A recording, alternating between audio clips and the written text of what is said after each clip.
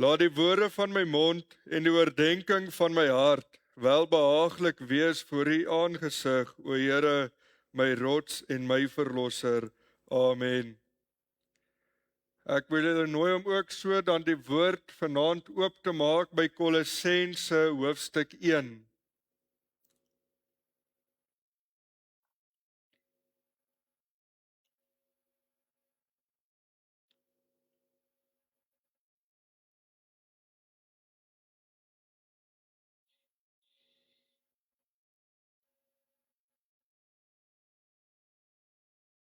Kolossense hoofstuk 1 en dan hou ek vir julle voor vanaf vers 1. Paulus, 'n apostel van Jesus Christus, deur die wil van God, en die broeder Timoteus, aan die heilige en gelowige broeders in Christus wat in Kolosse is.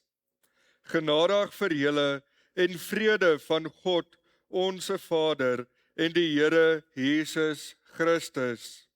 Ons dank die God en Vader en ons Here Jesus Christus altyd as ons vir julle bid, omdat ons gehoor het van julle geloof in Christus Jesus en julle liefde tot al die heiliges, vanweë die hoop wat vir julle uitgelê is in die hemele, waarvan julle vroeër gehoor het deur die woord van die waarheid van die evangelie, wat julle sowel as die hele wêreld bereik het, en dit dra vrug, net soos onder julle ook, van die dag af dat julle dit gehoor het, en die genade van God in waarheid leer ken het, soos julle ook geleer het van Epaphras, ons geliefde mededienskneg, wat 'n getroue dienaar van Christus vir julle is, wat ook julle liefde in die Gees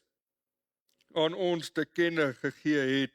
Daarom hou ons ook nie op nie, om van die dag af dat ons dit gehoor het, om vir julle te bid en te vra dat julle vervul mag word met die kennis van sy wil in alle wysheid en geestelike insig, sodat julle waardiglik voor die Here mag wandel, om hom in alles te behaag, en julle in elke goeie werk vrug mag dra, en in die kennis van God mag groei, en met alle krag bekragtig word volgens die mag van sy heerlikheid, tot alle lydsaamheid en lankmoedigheid met blydskap.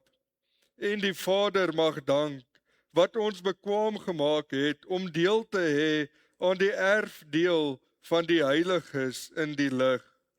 Hy wat ons verlos het uit die mag van die duisternis en oorgebring het in die koninkryk van die Seun van sy liefde, in wie ons die verlossing het deur sy bloed, naamlik die vergifnis van die sondes.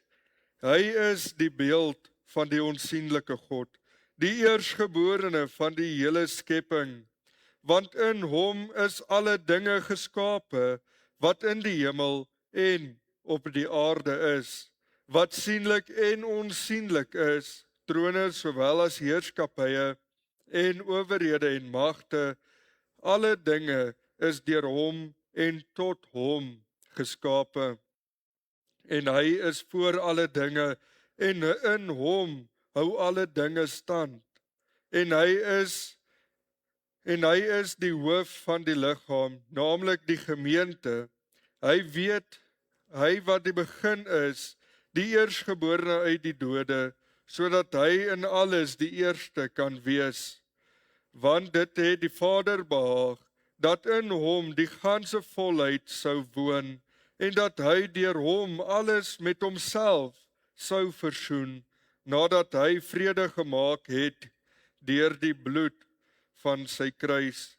Ek sê deur hom, die dinge op die aarde, sowel as die dinge in die hemel, ook julle wat vroeër vervreemd was en vyhandig gesind deur die bose werke, het hy nou versoen in die liggaam van sy vlees deur die dood, om julle heilig en sonder gebrek en onberispelik voor hom te stel. as julle ten minste gegrond en vas bly in die geloof, en julle nie laat afbring van die hoop van die evangelie nie, wat julle gehoor het, en wat verkondig is in die ganse mensdom onder die hemel, waarvan ek, Paulus, 'n dienaar geword het.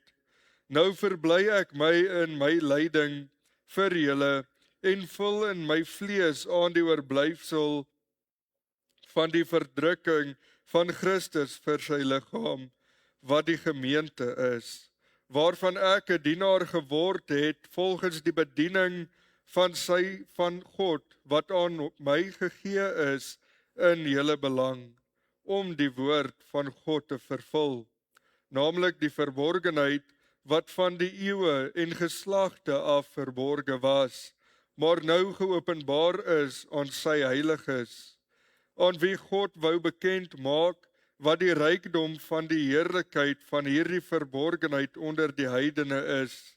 Dit is Christus onder julle, die hoop van die heerlikheid. Hom verkondig ons, terwyl ons elke mens vermaan en elke mens in alle wysheid onderrig, om elke mens volkome in Christus voor te stel, waarvoor ek arbei en stry volgens sy werking, wat in my werk met krag. Ons lees net tot daar in die onfeilbare woord van God. Kom ons sit net so en dan doen ons 'n gebed saam. Ons almagtige God en hemelse Vader, U sê in die woord dat U God is en nie 'n mens nie.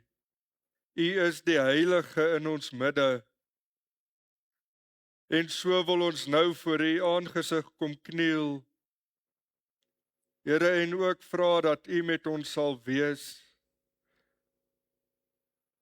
Here, dat ons U naam sal groot maak in die wêreld. Dit is 'n donker wêreld, 'n bose wêreld hier buite. Maar U het ons losgekoop met U kosbare bloed. U het ons siele uit die duisternis gered. En so wil ek ook nou vra dat U met ons sal wees, met die gemeente, dat ons ook so U naam sal groot maak. Here, in hierdie dorp waar U ons geplaas het, sodat ons 'n lig sal wees vir U, Here, in die donker wêreld. Dat ons die evangelie wat op ons harte is, sal verkondig aan die verlore gaande mense daar buite. Here, ek wil ook so bid en vra dat U met die vakansie Bybelskool sal wees, ook daar met die fondsinsameling vir dit, dat dit ook so 'n geleentheid sal wees wat suksesvol is. Here, sodat daar kinders se siele gered sal word. Here, maar U weet reeds die siele, die kindertjies wat gaan opdaag. Maar ek vra dat U ook nou al in hulle harte sal werk. Dat U die grond sal begin voorberei vir U woord wat op hulle harte gaan val, sodat hulle ook gered kan word. Maar dan wil ons ook nie net bid vir ons eie vakansie Bybelskool nie, maar ook so reg oor die land in hierdie vakansietyd is daar vakansie Bybelskole waar die evangelie opreg verkondig word. En daar wil ons ook vra dat U daar betrokke sal wees. Ook so met die leiers vra ek dat U in hulle harte sal werk. Here, dat hulle ook waardig sal wees om ook so die evangelie te kan verkondig aan die kinders. Ek wil ook so asseblief die siekelys voor U aangesig kom neerlê en vra dat U ook daar sal wees met hulle wat ongesteld is, met hulle krankhede. Here, ons weet dat U ons krankhede op U geneem het aan die kruis. Dat U die God is wat genees. En ek vra dat U so hulle sal genees. Dankie dat ons ook so vir die herderspaar kan bid en vra dat U hulle hande sal sterk maak vir die werk wat hulle ook in die gemeente doen. Ons bid in die groot en almagtige naam van ons koning en verlosser Jesus Christus. Amen. Ek wil die aandag vestig op ons teks van oordenking, die woorde wat ons kry in Kolossense 1 vers 28 wat sê, hom verkondig ons, met die tema eienskappe van hom wie ons verkondig. Elkeen van ons wat hier sit vanaand het eienskappe. Sommige van ons eienskappe is duidelik en dan is ander eienskappe weer nie so duidelik nie. En dan is daar ook eienskappe van ons elkeen waarvan net jou vrou weet. So vind ons in hierdie gedeelte ook die eienskappe van hom wat ons verkondig. Die eienskappe van Jesus Christus. In die gemeente van Kolosse was daar 'n groot dreiging en dit was van dwaalleraars. Die Grieke wou hulle kennis en hulle filosofie nog deel maak, soos ons vind in Kolossense 2 vers 8 wat sê, pas op dat niemand julle as 'n buit wegvoer deur die wyse begeerte en nietige misleiding nie, volgens die oorlewering van die mense, volgens die eerste beginsels van die wêreld en nie volgens Christus nie. En die Jode was nog steeds so gefokus op hulle wette en hulle gebruike, soos ons dit vind in vers 16 van Kolossense 2. Laat niemand julle dan oordeel in spys of in drank of met betrekking tot 'n fees of nuwe maan of Sabbat nie. Paulus het die dwaallering stopgesit deur die eienskappe van Jesus uit te lig aan hierdie gemeente. Juis om Jesus se genoegsaamheid en opperheerskappy uit te lig. Om te wys dat Jesus meer as genoeg is. Daar is nie nog meer nodig behalwe hy nie. Dit is hy wat die gelowiges in die gemeente verlos het. Nie Jesus plus nog iets nie. En daar is ook niks groter buiten Jesus nie. Daarom sê Paulus in Kolossense 1 vers 9 en 10, dat hy vir hulle bid, sodat hulle vervul sal word met die kennis van sy wil in alle wysheid en geestelike insig, sodat hulle waardiglik voor hom kan wandel en kan groei in die kennis van God, nie in die kennis van filosofie en die wet nie, maar hulle moet groei in Christus en in hom vrug dra. In die tyd waarin ons leef, kom elkeen van ons in aanraking met hierdie dwaalleringe. By die werk of by die skool of daar waar God ons geplaas het, kom ons tog in aanraking met soveel verskillende leringe. En so maak sosiale media dit ook nie makliker in vandag se tyd nie, want dit is die speelveld vir die valse leraars.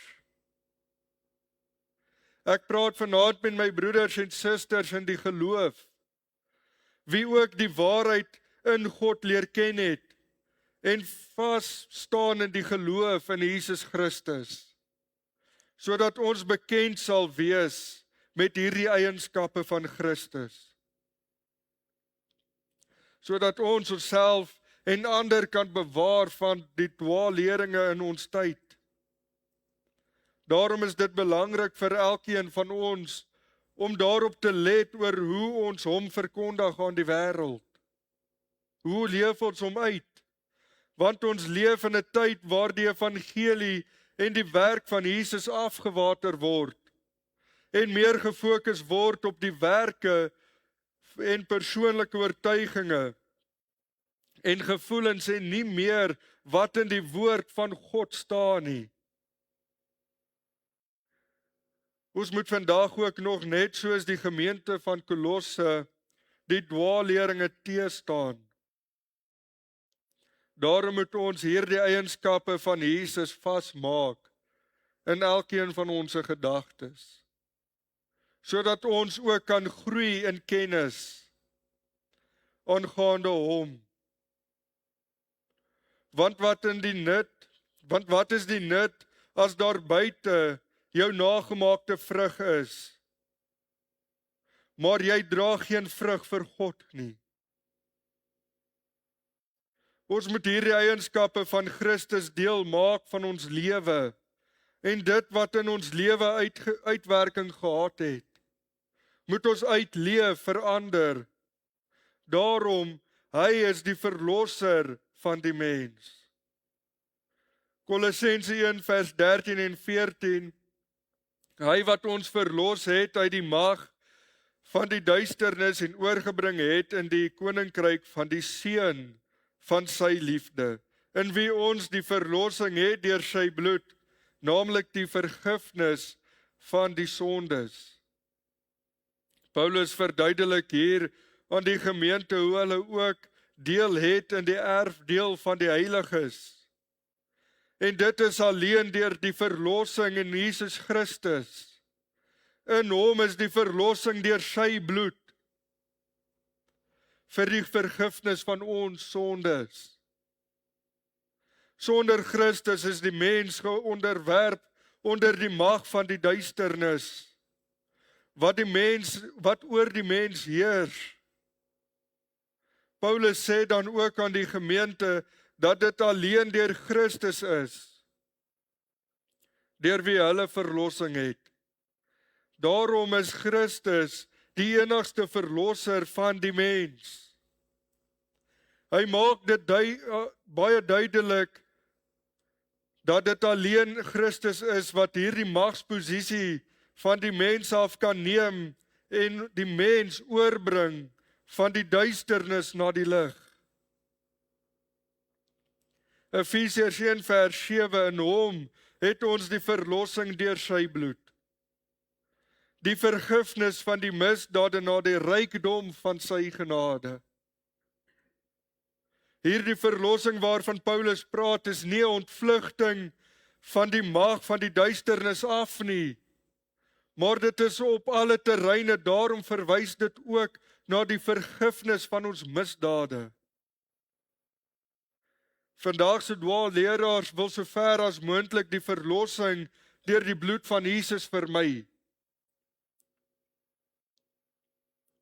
Hulle wil verlossing koppel aan iets wat met menslike hande gedoen kan word, soos die doop of goeie werke. Maar hierdie eienskappe van Christus kan nie vermy word nie as jy verlos word deur Jesus. As jy nie verlos word deur Jesus Christus nie, dan is jy nie deel van sy koninkryk nie. Dit is Jesus Christus wat ons verlos het uit die mag van die duisternis en ons oorgebring het na sy koninkryk in hom. Jesus het hierdie verlossing vir ons moontlik gemaak deur sy bloed,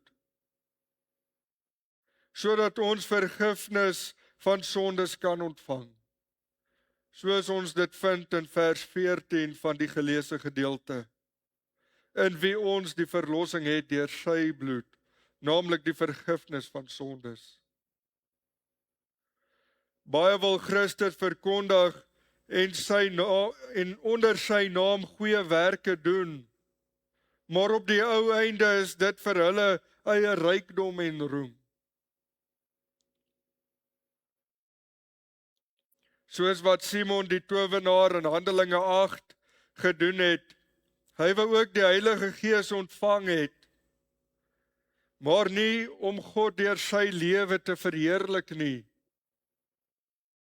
maar om die krag wat daar is in die naam van Jesus, hy wou dit gebruik, hy wou dit in sy besit neem, vir sy eie doel.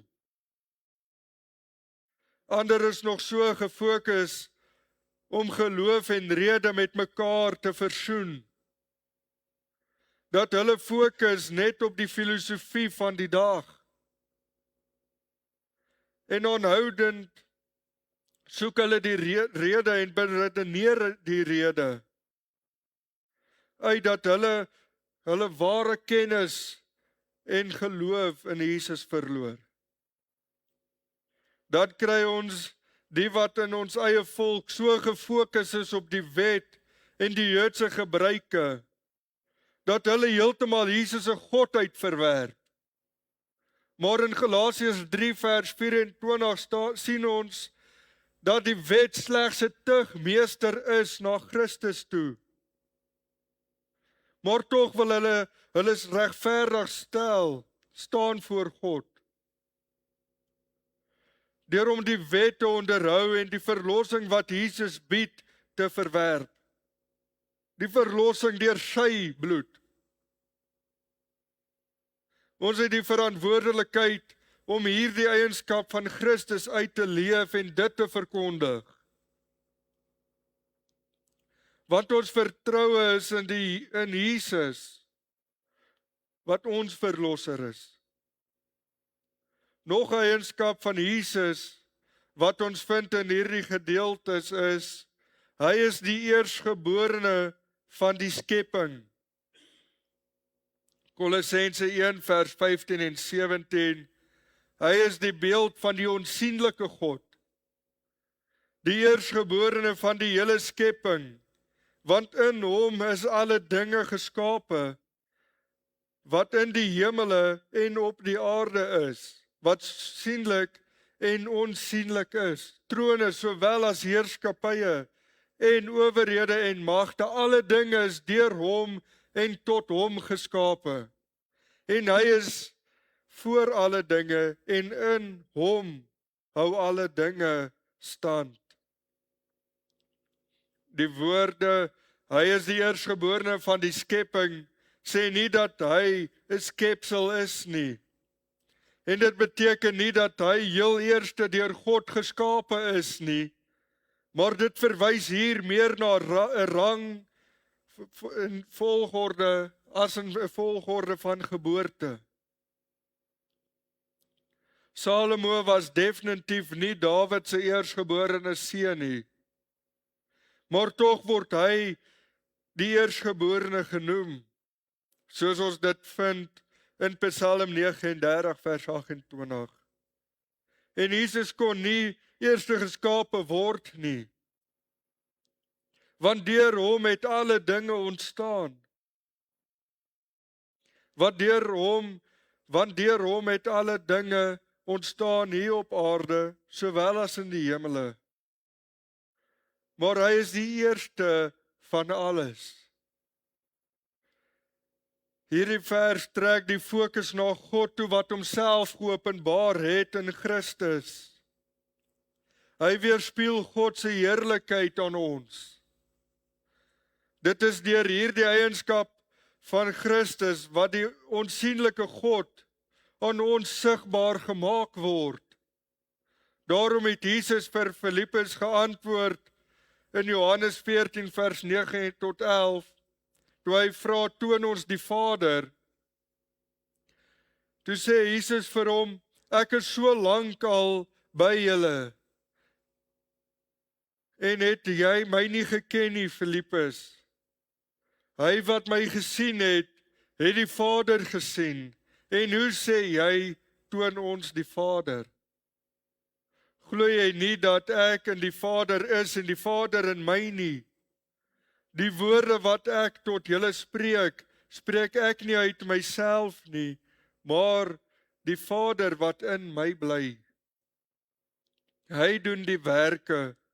Glo my dat ek in die Vader is en die Vader in my, of anders, glo my ter wille van die werke self.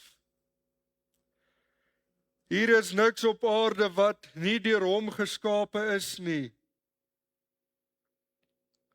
Alles het sy ontstaan in Jesus. Wat bo in die hemel is of van wat onder op die aarde is. Daar is niks bo Jesus nie. Alles wat geskape is vir hom geskape, ook om sy wil te bereik. Soos ons dit vind in Daniël 2 vers 21. waar hy tye en geleenthede verander en trone sowel as heerskappye gebruik om sy einddoel te bereik hier op aarde. Paulus bevestig op 'n sterk duidelike manier vir ons Jesus se heerskappy oor die wêreld met die woorde en in hom hou alle dinge stand. Soos ons dit vind in vers 17 van die geleesde gedeelte. Hy is nie alleen die een wat aan die begin alles geskape het nie, maar dit is hy wat alles vandag nog in stand hou. Hebreërs 1 vers 2 tot 3. In die samelewing en selfs in skole vandag word die evolusieleer sterk geondersteun en word die krag van Jesus in die skepping verwerp. En word dit toegeskryf aan 'n Big Bang. En dan wil hulle Genesis as 'n fabelstempel. Want dit is onmoontlik in hulle oë dat daar 'n God is wat al hierdie dinge kon geskape het. Maar dan plaas hulle geloof in wetenskap, wat nie eers 'n versekerde bewys vorendag kan kom nie. Dan is ek maar bly, ons dien 'n God wie sy woord aan ons openbaar. Dan is daar ook baie wat God, die Vader en Jesus wil skei van mekaar. Maar soos ons in die evangelie van Johannes sien ons dat hy wie Jesus gesien het ook die Vader gesien. Vandag nog openbaar die skrif vir ons die Vader en die Seun. Daar is baie mense vandag nog wat die geloof verwerp, omdat hulle die drie eenheid nie kan verstaan nie. Hulle kan dit nie kop nie. En deur wetenskap kan hulle dit nie verduidelik nie. Maar Jesus sê self dat hy en die Vader een is. Maar deur die woord word Christus, deur die leiding van die Heilige Gees aan ons geopenbaar. Ons dien die God wat hemel en aarde geskape het. Wat van die begin van tye daar was en wat hoof is van sy skepping en sy bruid. Daarom, hy is die hoof van die liggaam. Kolossense 1 vers 18, en hy is die hoof van die liggaam, naamlik die gemeente. Hy wat die begin is en die eerstgeborene uit die dode, sodat hy in alles die eerste kan wees. Soos wat Jesus die hoof van die skepping is, so is hy ook die hoof van die onsienlike kerk. Paulus bou hier 'n brug tussen die skepping en die gemeente. Daarom, deur om vir hulle te sê dat Jesus die hoof is van die gemeente. Hierdie vers verwys nie na die liggaam van Christus nie, maar dit verwys na die hoofskap wat Christus oor die gemeente het. Want soos wat alles onder hom is in die skepping en geskape is vir sy doel, so is hy ook hoof van sy gemeente. Daarom is die gemeente waardiglik voor hom wandel, om hom in alles te behaag, sodat hulle in hom kan vrug dra. Want deur die filosofie en deur op die wet en gebruike te let, gaan hom nie behaag nie. Kolossense 2 vers 10, en julle het die volheid in hom, wat die hoof is van alle owerheid en mag. En so het hy hom bo alle dinge aan die gemeente gegee as hoof van die gemeente, soos ons dit ook vind in Efesiërs 1 vers 22. Hy is ook die eerste uit die dode, met ander woorde die eerste een wat uit die dood uit opgestaan het en nie weer sal sterf nie. Lazarus het wel gesterf en opgestaan, maar sy liggaam het weer gesterf. Waar Christus nooit weer sal sterf nie, maar sit aan die regterhand van God. Ons is Jesus se liggaam hier op aarde, waarvan hy vandag nog steeds die hoof is. Dit kan nie verander in 'n kerk nie. Want waar Jesus altyd sentraal moet wees in die gemeente, word hy baie keer kant toe geplaas en word die mens sentraal geplaas. Word die fokus geskuif na die mens toe. Vandag leef ons in 'n tyd waar kerkwese besigheid geraak het. Waar die leier van die gemeente 'n herder vir die skape moet wees, sien ons so gereeld waar hulle mense mislei vir hulle eie rykdom en welstand. Terwyl die in die gemeente 'n valse fundament het en hulle geestelik arm is en ongevoed. Dit is wat gebeur as Christus en die woord se sentraliteit verwerp word en die mens die posisie oorneem. Kolossense 2 vers 19 en nie vashou aan die hoof nie, uit wie die hele liggaam deur die gewrigte en verbindinge ondersteuning ontvang en saamgebind word en so met goddelike groei groot word. Ons almal is in een liggaam saamgevoeg. En dit is deur Jesus Christus wat as hoof van hierdie liggaam dien. Deur wie ons ondersteuning ontvang en om saam te kan groei. Dit lyk soms asof daar baie groei by die dwaalleraars is. Maar daar is geen of baie min geestelike groei. Maar ons moet hieraan vas staan, om Christus as hoof van die liggaam te hou. Want ons is almal saam een liggaam in Christus, en hy as hoof is 'n eienskap wat ons nie kan verwerp in ons gemeente nie. In 1 Korintiërs 12 vers 12 tot 27 sien ons die struktuur van die liggaam van Christus in die kerk. Wanneer ons as ledemate dien, ons almal het 'n sekere doel in die gemeente waar God ons geplaas het. Die voet kan nie sê dat hy nie deel is van die liggaam, omdat hy nie dieselfde doel dien as die hand nie. Want 1 Korintiërs 12 vers 19 sê, as almal een lid was, waar sou die liggaam wees? Elkeen het sy doel in hierdie liggaam.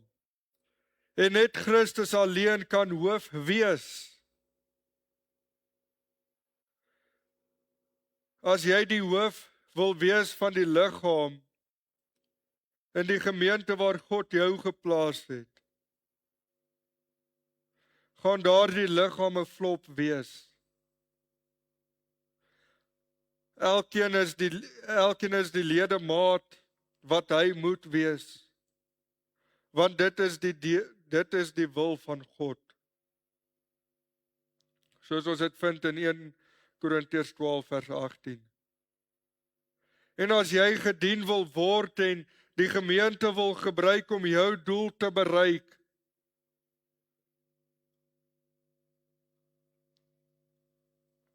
wie is jy? Want selfs die Seun van God het nie eers gekom om gedien te word nie, maar om te dien.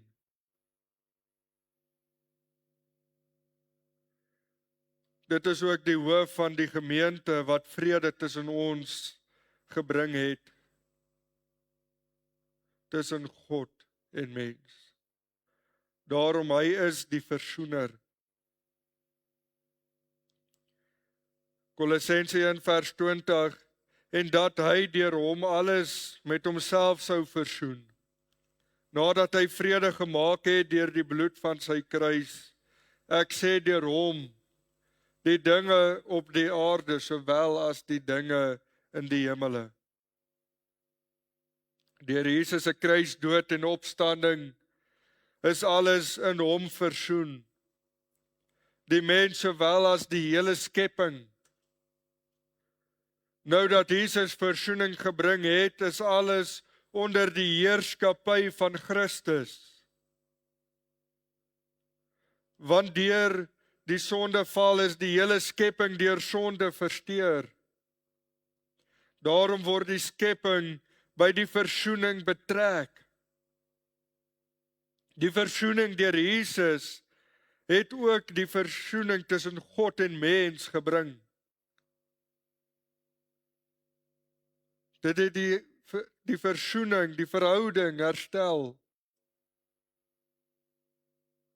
2 Korintiërs 5:18-19, en dit alles uit God, wat ons met homself versoen het deur Jesus Christus, en ons die bediening van die versoening gegee het, naamlik dat God in Christus die wêreld met homself versoen het, deur hulle hul misdade nie toe te reken nie, en die woord van die versoening aan ons toe te vertrou.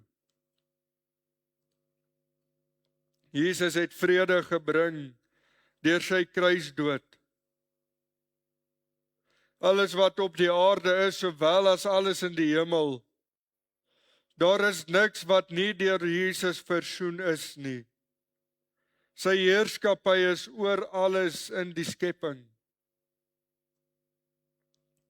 As gevolg van die versoeningsdaad wat deur Christus aan die kruis gedoen is, kan ons almal met mekaar in vrede leef hier op aarde. En is daar ook vrede tussen God en mens beskikbaar. Hierdie vredestigting is 'n daad wat eens en vir altyd afgehandel is. Sonder die versoeningsdaad van Christus sou daar nooit vrede tussen ons en God kon wees nie. Maar deur God se genade en liefde het hy hierdie verlossingsplan in plek gehad, om weer vrede tussen God en mens moontlik te maak. Deur versoening word ons regverdig verklaar by God deur Christus. Romeine 5:8, maar God bewys sy liefde tot ons, daarin dat Christus vir ons gesterf het, toe ons nog sondaars was. Dit is 'n liefdesdaad van God, dat hy sy seun vir ons as mens gestuur het, om ons regverdig te verklaar. Ons as mens wat nietig is en nie eers op ons eie hart kan vertrou nie, het hy aan ons gedink, terwyl ons nog sondaars was. Ons kan nooit van hierdie eienskap van Christus vergeet nie. Want dit is net nog 'n bewys hoe groot God se genade is. Dat hy bereid was om vir ons versoening moontlik te maak. Terwyl ons vervreemd en vyandig gesind was deur die bose werke, waarvan hy ons verlos het. Romeine 5:8, en nie alleen dit nie, maar ons roem ook in God deur ons Here Jesus Christus, deur wie ons nou versoening verkry het. Baie dwaalleraars wil Jesus verwerp en op ander gebruike vertrou. Maar hierdie Jesus wat ons verkondig, het ons versoen en vir ons gesterf toe ons nog sondaars was. Ons kan nie een van hierdie eienskappe van Christus vergeet nie, of bloot net vergeet nie. Want dit is deur hierdie kennis wat in hom is, hoe ons dwaalleraars kan teenstaan en uitken. Want dit is hom wat ons verkondig, Jesus Christus. Ek sluit af. Die verlossing deur die bloed van Jesus kan geen een van ons verwerp nie. Want dit is waardeur die redding vir ons moontlik gemaak word. Jesus as eersgeborene gaan oor rang, die rang wat hy beklee in hierdie skepping. En alles is deur hom en vir sy doel geskape. Daarom is hy ook die hoof van hierdie gemeente. En nie een van ons kan hierdie posisie betree en ons eie wil soek nie. Maar ons moet altyd sy wil soek en sy wil bereik. Of dit is waar ons op die leier is van 'n bediening, of waar ook al God jou geplaas het, kan jy nie hierdie posisie betree nie. Want hy alleen is hoof van die gemeente.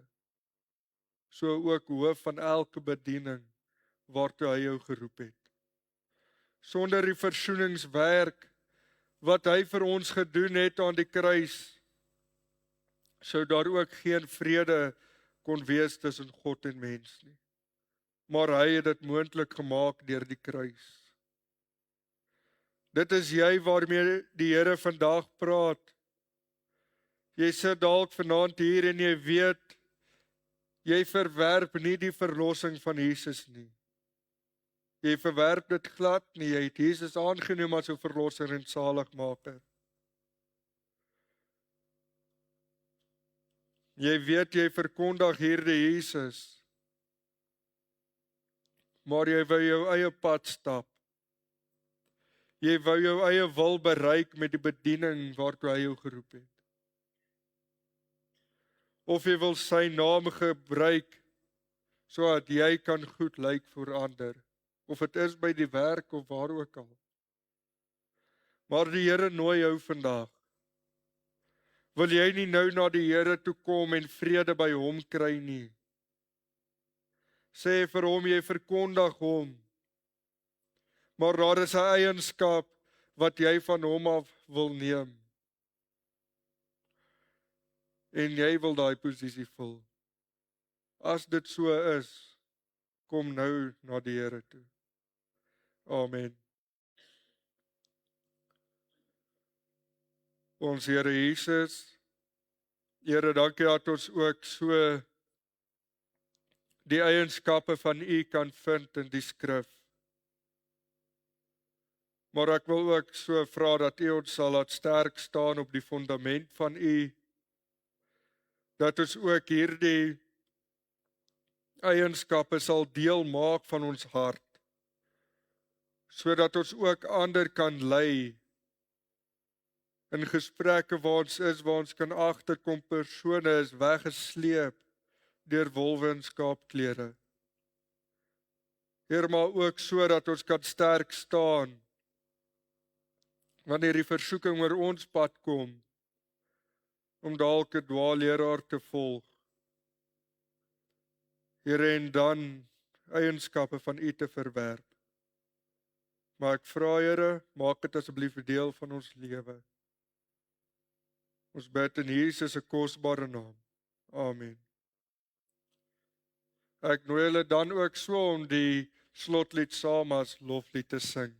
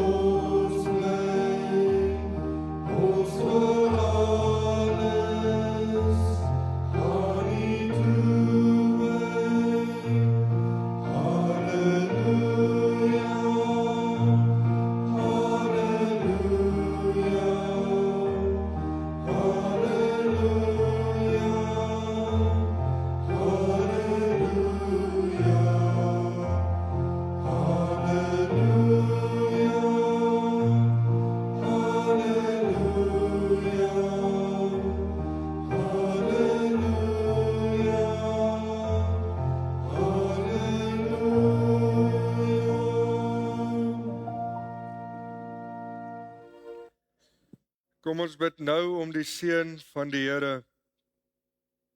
Mag nou die genade van ons Here Jesus Christus, die liefde van God en die opsoekende gemeenskap van die Heilige Gees met u elkeen wees. Amen.